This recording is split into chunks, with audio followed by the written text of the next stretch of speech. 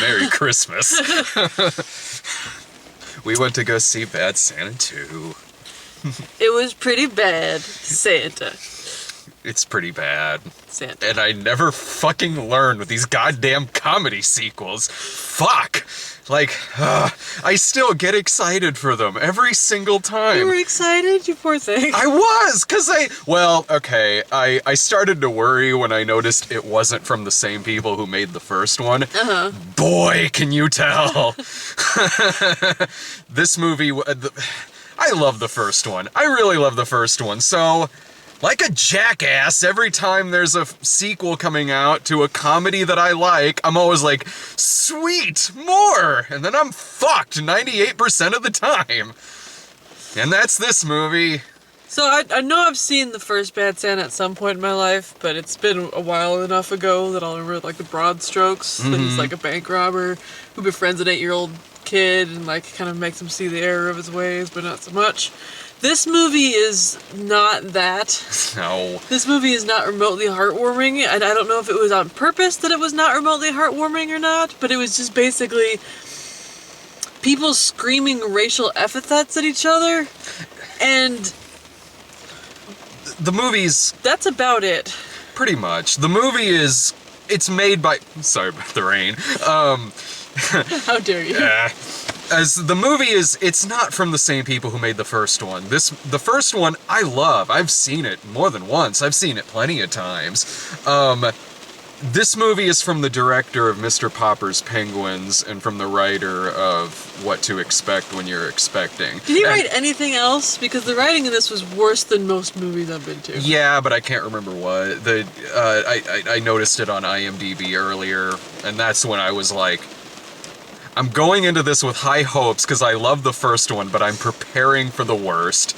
I didn't get the worst movie of the year, but this movie's pretty bad. This movie seems to be written by people who their only takeaway from the first movie is Billy Bob Thornton curses a lot. And that little people are not actually people. Because, like, in the first one, I seem to recall them having sort of a back and forth banter where, like, Tony Cox would pick on him for being, you know, a drunk and an idiot, and he'd pick on Tony Cox for being little. Yeah. Whereas this one, he'd pick on Tony Cox for being little, and Tony Cox would respond with, "Man, fuck you."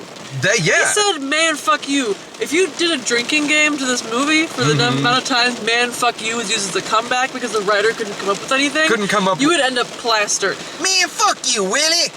Damn, ruining my... I ain't got laid in 10 years, Willie.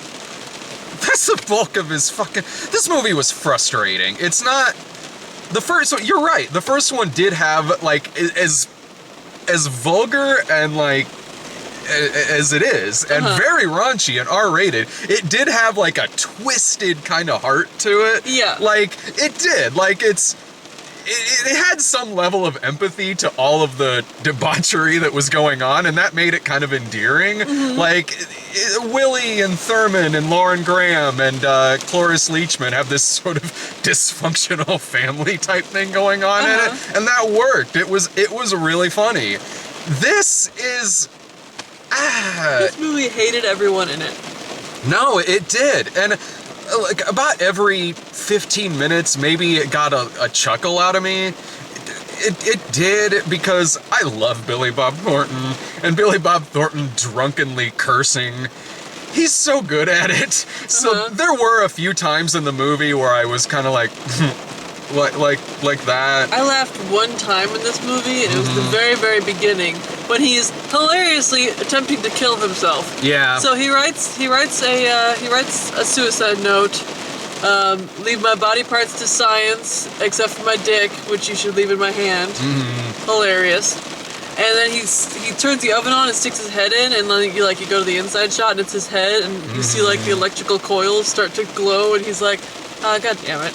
And just pulled his head back out. You laughed when that made me laugh. You laughed, and I did too, when the toast popped out of his head. Yeah, he tried to hang himself with the toaster, and then the toast popped out, and turned out there was still toast in it. That was the only time, though, because that was both of those two things happened in the first 5 minutes of the movie. About every 15 minutes, he would say something dirty, and I just love Billy Bob Thornton, so like about every 15 minutes it would get a light chuckle out of me. It probably wasn't even that good of a joke, because honestly, I can't remember it. We were like, he said butts.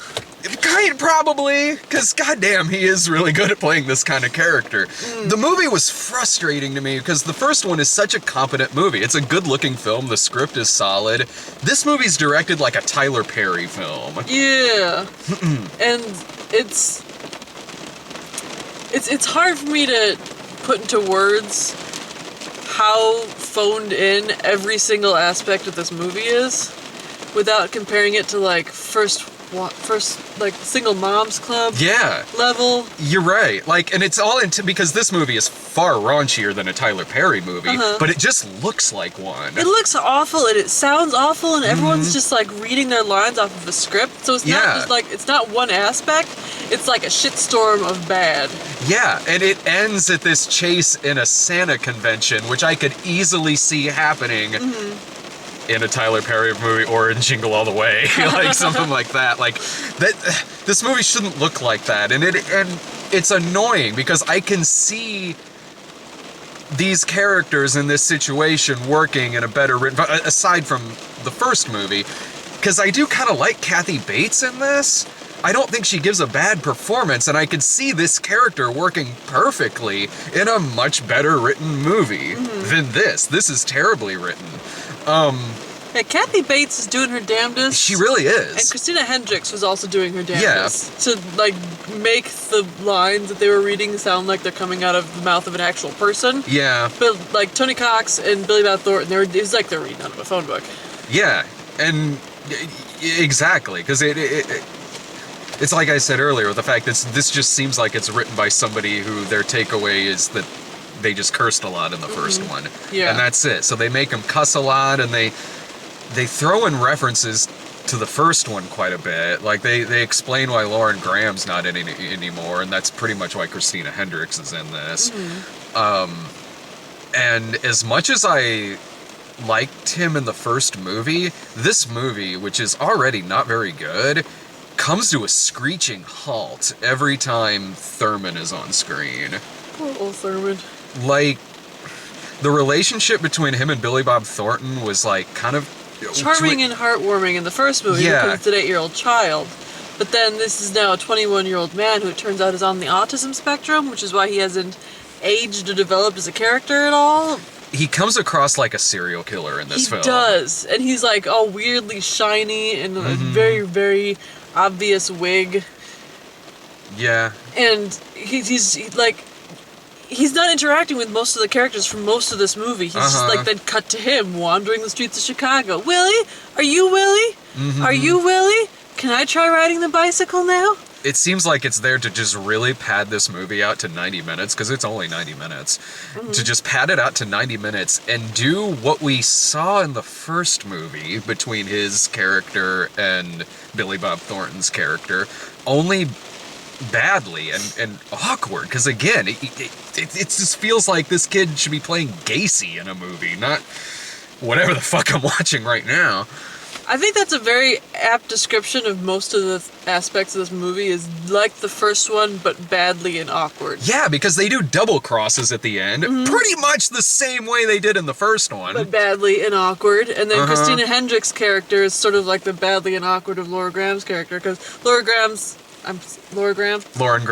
Graham is, I guess, in a relationship with Billy Bob in the first one because she's got like a Santa fetish, and so they end up in that sort of dysfunctional relationship, whereas Christina Hendricks ends up in a dysfunctional relationship with him because he offers her sex. Because reasons, like... Because, well, she used to be an alcoholic, and it made her like a wildcat in bed, and he's like, how about you wildcat in bed with me? And she's like, no, okay.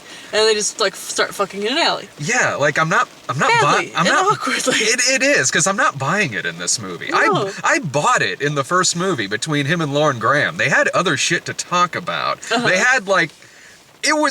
It made sense to me why this couple happened in Bad Santa. Like, between her Santa fetish, and I think she was a bartender or something like that, but like, they talk about other shit in that movie other than the fact she has a Santa fetish and they like fucking. Like, they were really good together. In this, it's just... She runs a successful children's charity. She's a put-together woman. And then she just starts fucking him in an alley. In this, it didn't even make sense to me why he still has this job.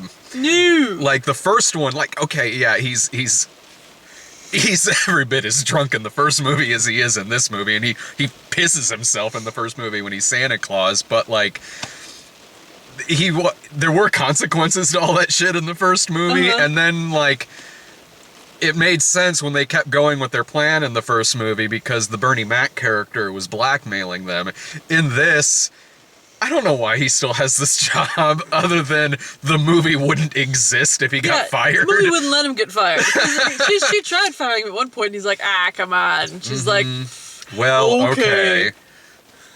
I liked the security guard lady.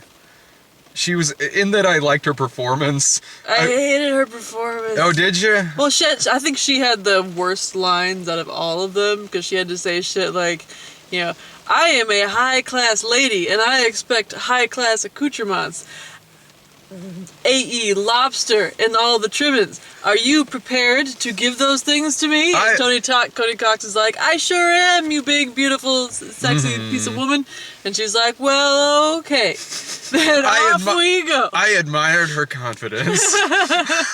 Like, again, kind of like with the Kathy Bates character. It's like, I don't necessarily have anything against this character if it were a much better written movie. Because it's not like I dislike Kathy Bates' character or the security guard. It's just that, like, God damn it, a much better fucking written movie. Like, something could be done here.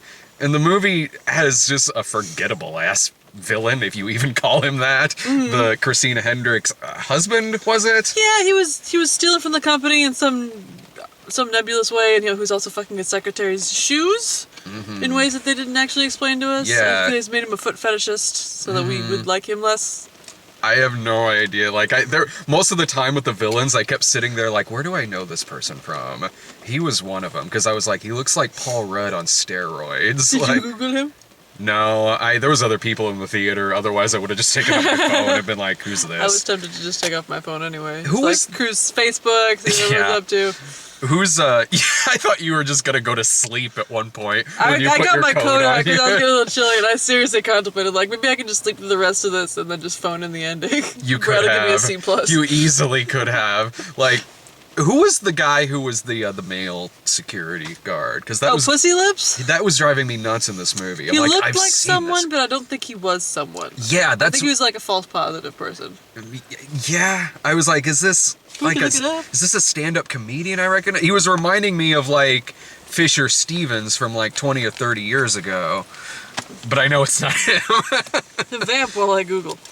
Crap. I don't know what else to say about this fucking movie. Like, if this was a standalone movie, I still wouldn't like it, but the times that I did chuckle in this movie were way more than like Hot Tub Time Machine 2 or Zoolander 2, which I thought were much worse movies than this. At least I can get a kick out of seeing Billy Bob Thornton do his thing.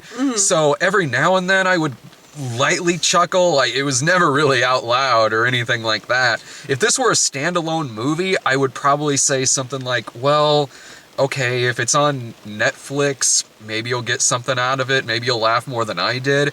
But given that there is a far superior film with these characters, the first Bad Santa, just skip this movie. There's no reason to see it.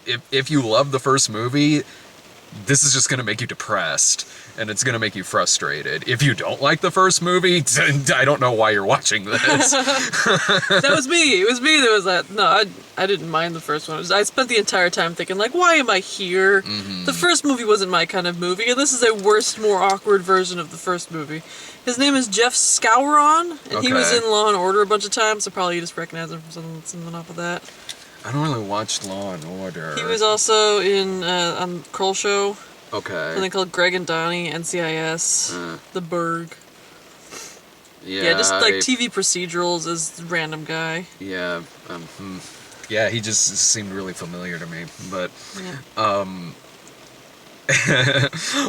Well, I do know why you're here, because I knew Dave really liked the first one. So I said to Dave when we were at whatever the fuck the last movie was we were at, probably Space Jam. I said to Dave, I was like, "You like Bad Santa? Do you want to see the second one?" And then he goes like, "I do, but Sarah hasn't been anything in a while. Why don't you ask her?" Like, Fucking, are you serious? dead serious. Okay, well, he's in trouble. Because his ass would have enjoyed this movie, probably. I don't think so. No.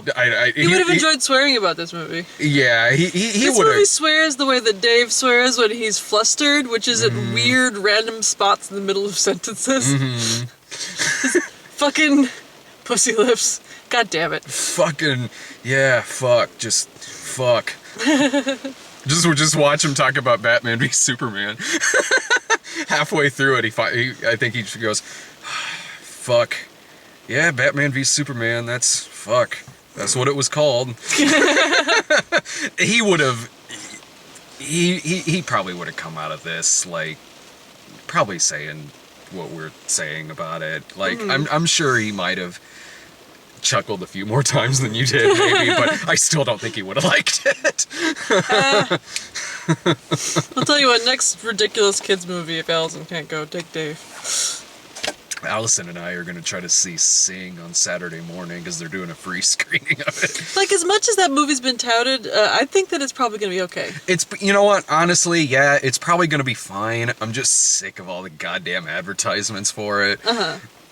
I'll probably feel the same way about it that I do most other Illumination movies, which is like, it's fine, I just hate their fucking advertising. Should we talk previews? Yeah, totally. Final thought, I hated this movie. It's probably not going to be very good. on my bottom 10 list this year. It's not going to be on mine, but it's not good. It's just, we walked out of the theater and I was just like, that was depressing. It was super depressing. And I don't know, like, it's just a hateful fucking movie. Like, I don't mind bad, but this movie was hateful.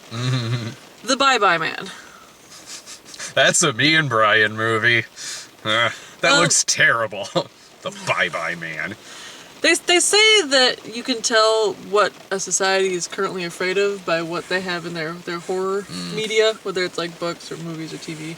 And according to the previews that we got this time around, the thing that we as a society are afraid of are manipulative hooded figures. Yes. And mental illness. It looks like werewolves. It looks like the ghost in this movie is the main character from Beastly. Like, this looks awful. Like, you could tell I got in this trailer a lot because as soon as the first frame popped up in it, I was next to you and just was like, ugh! It's like the Babadook, maybe? No. I wish. I love that horror movie. movies.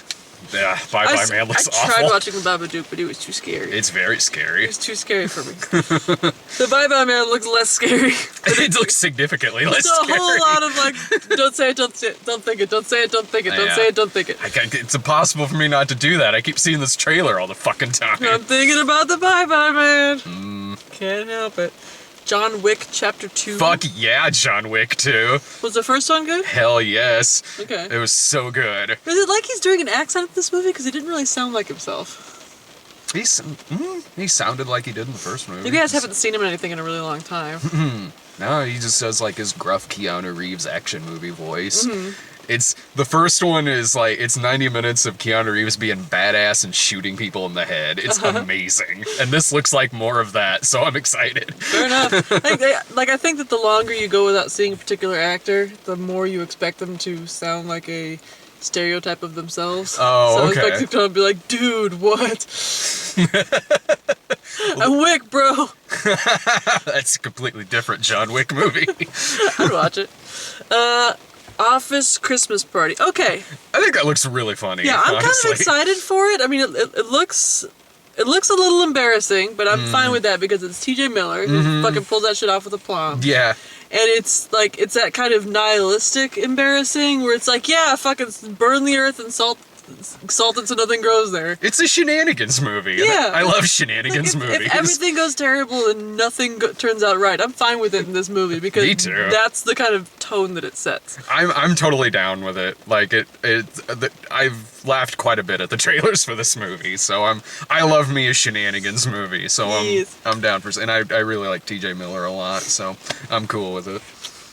Split, which is the mental illness thing. I think that looks really good. It looks good, but I'm worried it's not going to be. But again, that's a you and Brian movie, so I guess I don't have to worry. Me and Brian will probably be at that one. I loved Shyamalan's last movie, so I hope that like Which one was his last movie?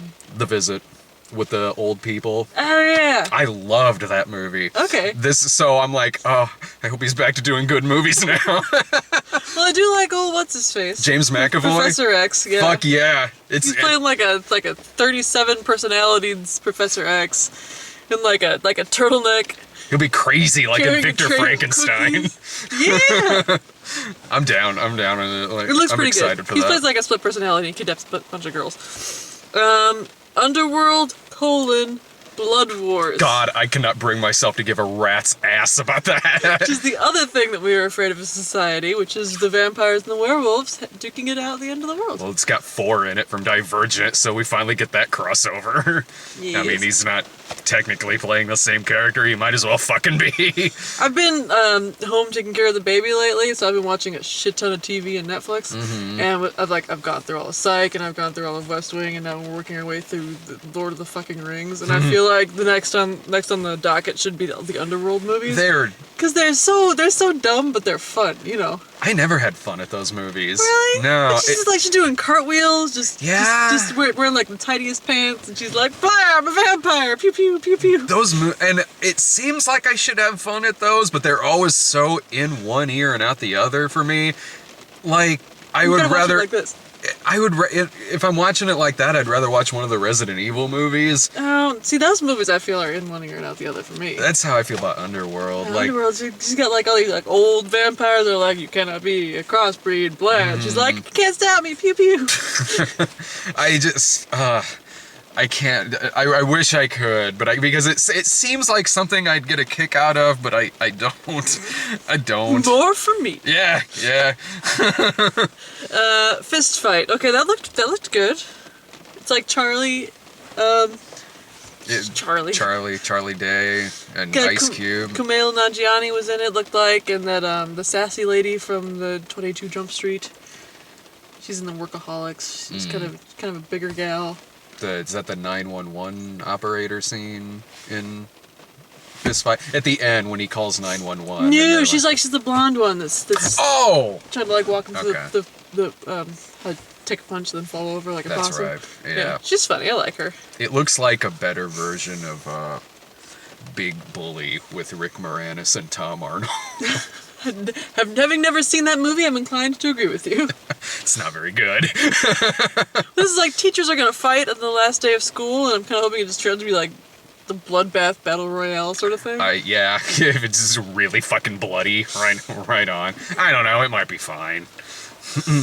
There was a book that I read when I was growing up. It was called like the Battle of the Stupid Teachers and the Awesome Kids, and it had a ridiculous name like that, so you expected it to just be silly fluff, but it ended up being like really pretty dark, where the teachers like had the kids just absolutely subjugated, and there's like this huge war at the end.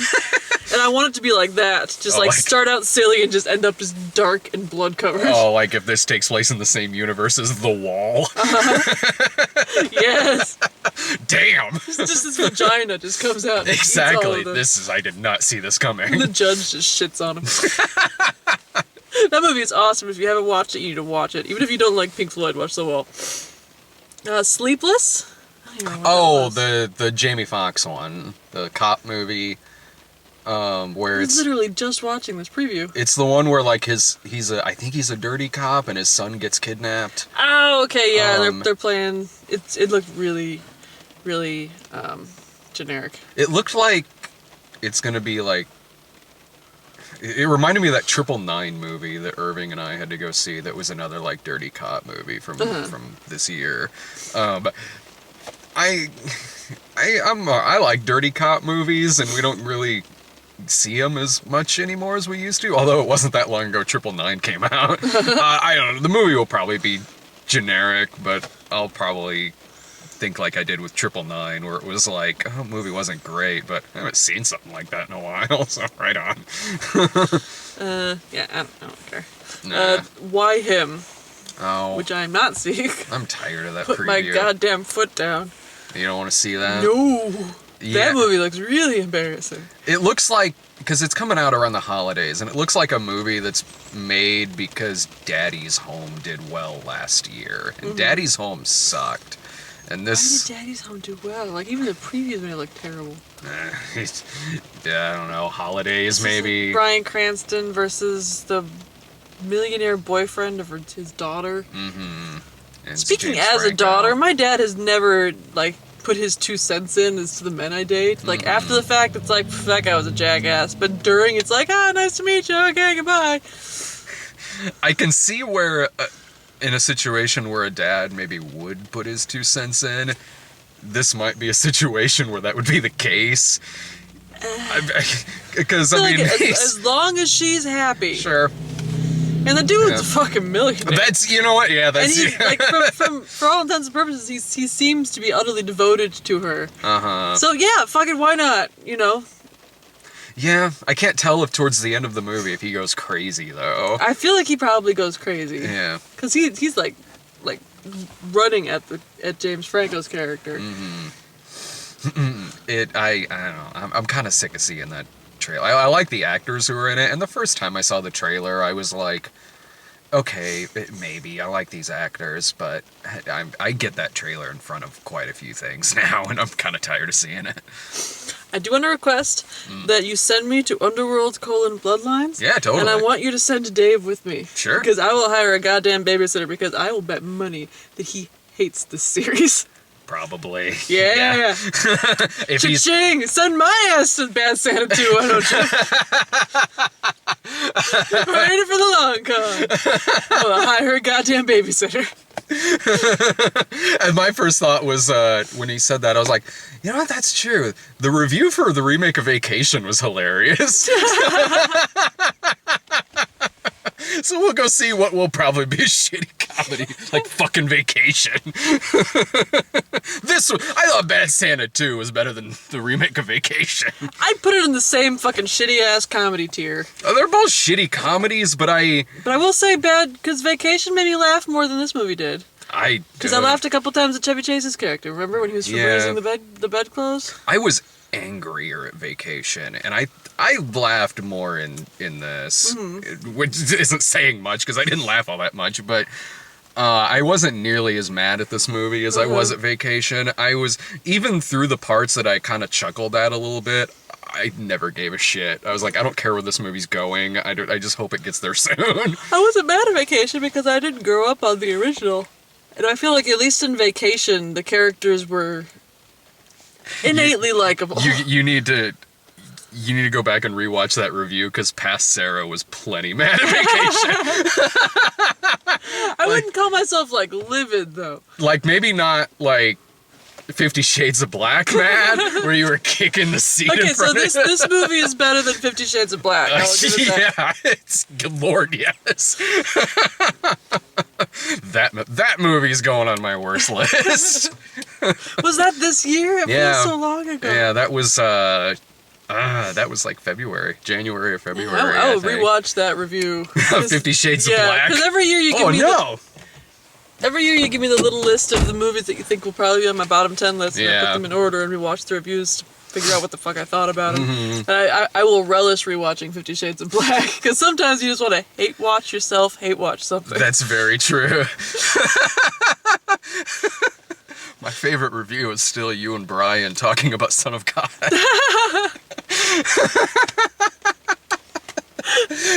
It's an extra bonus too, because in the same video you talk about the Heaven is for Real trailer, and at first you didn't know what Brian was talking about, because Brian goes like, Brian's saying something like, we got a trailer for this one movie that I don't even know if it's coming to Springfield, it's called Heaven is for Real, and you're looking confused, and then Brian starts talking about it, and then just suddenly you go, oh fuck that movie! Alright. That's the thing thing about having a real crappy short-term memory is you get to experience some stuff twice, even 3 times the same day. This is true. What did the past version of myself think of this? Yeah, not short-term and long-term memory. Crap memory, all things considered. Anyway. I gotta go in and get some popcorn dinner and see Allied. Oh, thank God. Get some protein and like chop a hot dog up into the popcorn. Exactly. Oh, that's smart thinking. Hell yeah. Oh, thank God the raid stopped now that we're done. Hot corn pop dog. Sold. Bye. See ya.